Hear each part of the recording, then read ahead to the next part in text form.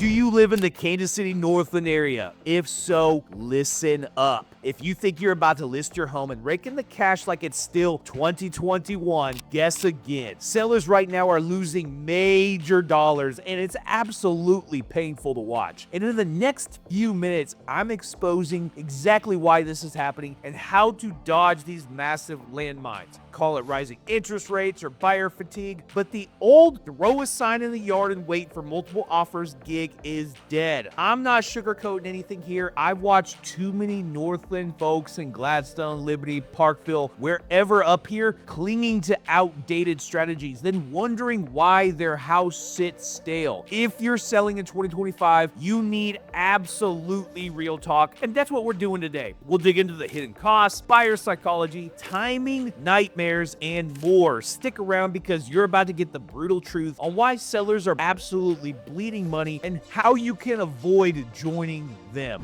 If you're wondering who the heck is this guy and why should I listen to him, I'm Big Mike. I'm a local Kansas City real estate agent specializing here in the Kansas City Northland area. And if you want to get to know who I am as a person, you can find me on Google, you can find me on Instagram. Hell, you're finding me right now on YouTube. So you can definitely fact check me. I know the Northland inside and out, and truth be told, I'm pretty good at what I do. I don't need to brag about me no more. Let's dive on in and I'll let the information speak for itself. So number one on this list is the hidden cost of selling. So first up, nobody likes hidden costs, and most people think selling a home just means slapping on a listing price, paying a commission, and that's not even close to what happens. You've got repair bills, little leaks, chipped paint, wobbly banisters that buyers in 2025 are absolutely scrutinizing like hawks. Skip them and watch offers vanish or get hammered down in the process. Then there's staging and marketing. Gone are the days with an iPhone shot and a for sale sign that did the trick. Buyers expect pro-level photography, virtual tours, maybe even drone footage. That stuff isn't free, and if you skimp, your listing looks amateur and you leave money on the table. Finally, closing costs. Taxes, agent fees,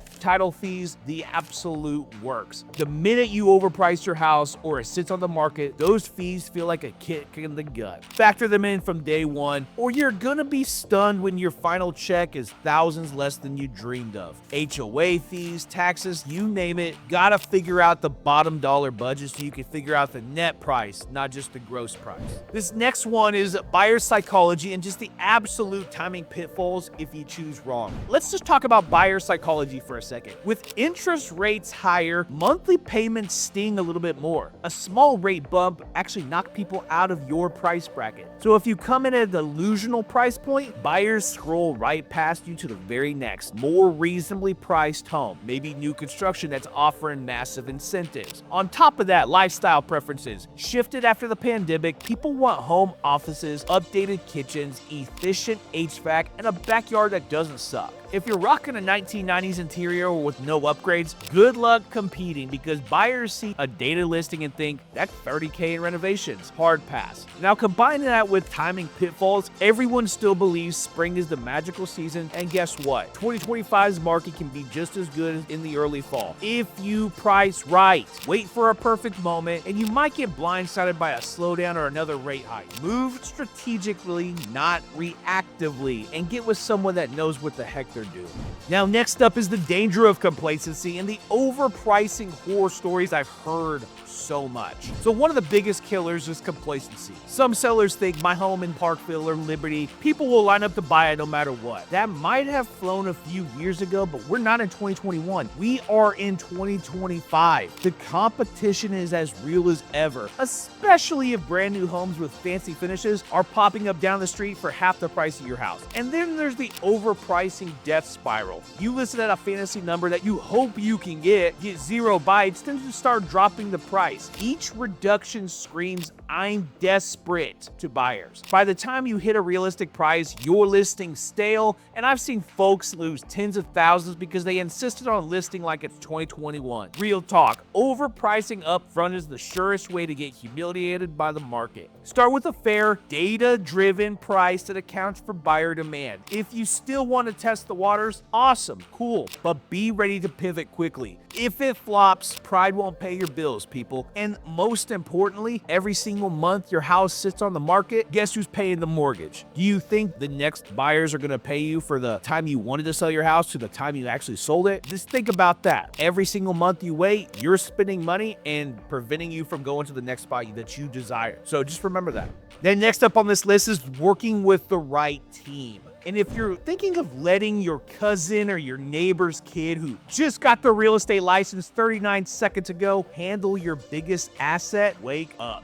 Agent selection matters more than ever, and in 2025, you need an absolute pro who dominates the Northland, knows how to market a listing digitally, and won't sugarcoat your home's flaws. Also, get a solid lender and inspector on your side. Even if you're the seller, having a go-to inspector means you won't be blindsided by hidden issues that crater a deal post-inspection. The more you know up front, the more you can fix cheaply before buyers use to negotiate you down. I always say, there's two times a buyer will negotiate: up front on the price and the second during the inspection period. If you get pre-inspections done, you remove one of those negotiation points because you provide everything up front. On top of that, more buyers are willing to offer more amount of money because they know everything that's wrong with your house. It's one thing when you don't know, it's one thing that you do. And I'm pretty good at what I do, and my sellers are extremely happy every time they list a house with me. Just keep that in mind. Local contractors can be an absolute lifesaver too. A quick fix on a faulty furnace or a sloppy paint job can mean thousands more in the final sale. Don't wait till the buyer's inspections to scramble. Do upfront, be proactive. This is how you outsmart the market and not get crushed by it. Now the next topic is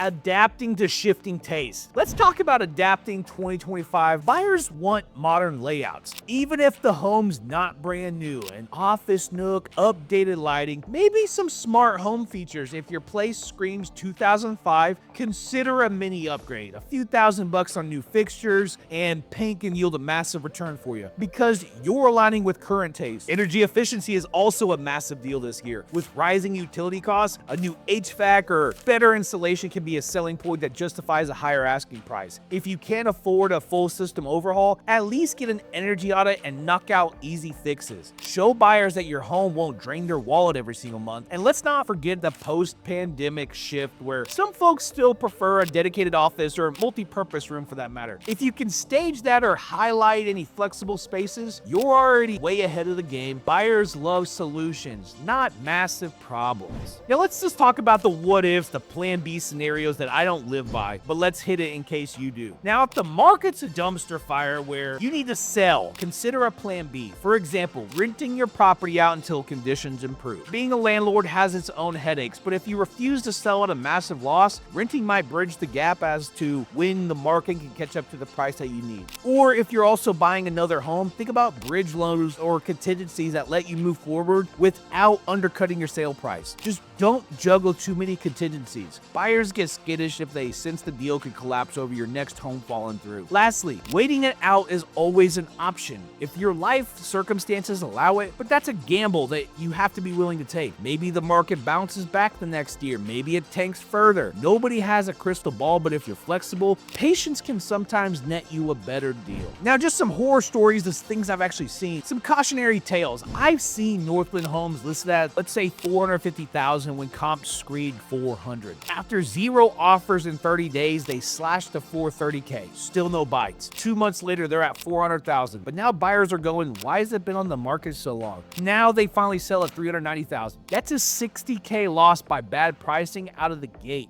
Meanwhile, a savvy seller in the same neighborhood priced at $410,000 initially, staged well, tackled minor repairs up front, and stacked an offer at $405,000 the first week. That's the difference between reading the market right and letting your ego do the talking. These stories matter because they show the brutal reality of overpricing can cost more than just money. It costs credibility. Price right fixes what's broken. And you'll be a second story, walking away with a solid sale instead of chasing the market downward. So there you have it, the real reasons Northland sellers are losing big in 2025 and how you can avoid the same pitfalls. Remember, half-assing repairs, sticking to some fantasy price, or ignoring buyer trends will get you burned every single day of the week. But the good news is, if you do pay attention, price your home realistically, stage it for modern taste, address key updates, and work with a rockstar agent. You can walk away with massive profit. A slower market doesn't equal a dead market. It just means you've got to be smarter than the average bear. Now, selling a house is a business transaction. Treat it like one. Don't gamble on yesterday's hype or lazy assumptions. Hustle, adapt, and you'll still come out on top. A lot of sellers right now, you can still win with the right game plan. Now, I want to hear from you. What is your biggest fear about selling in the Kansas City Northland area right now? Or do you think prices will drop more? Or is it the interest rate spooking you? Drop your concerns or questions in the comments. I read every single one personally, and I will reply. Now, I will have to ask, drop a like on this video if you got any ounce of value. Because remember, I'm Big Mike. I'm a local Kansas City real estate agent specializing here in the Kansas City Northland area. And whether you're looking to make a move in 9 or 90 days, I'd love to be the person that helped guide you at least. Maybe we don't work out, but nonetheless, I can provide massive value for you and your family in your specific situation, so just reach out. Subscribe to the channel if you want to know more or you're getting ready for a move. I drop 3 videos every single week, and I'm not going to stop anytime soon. So until the next video's out, peace!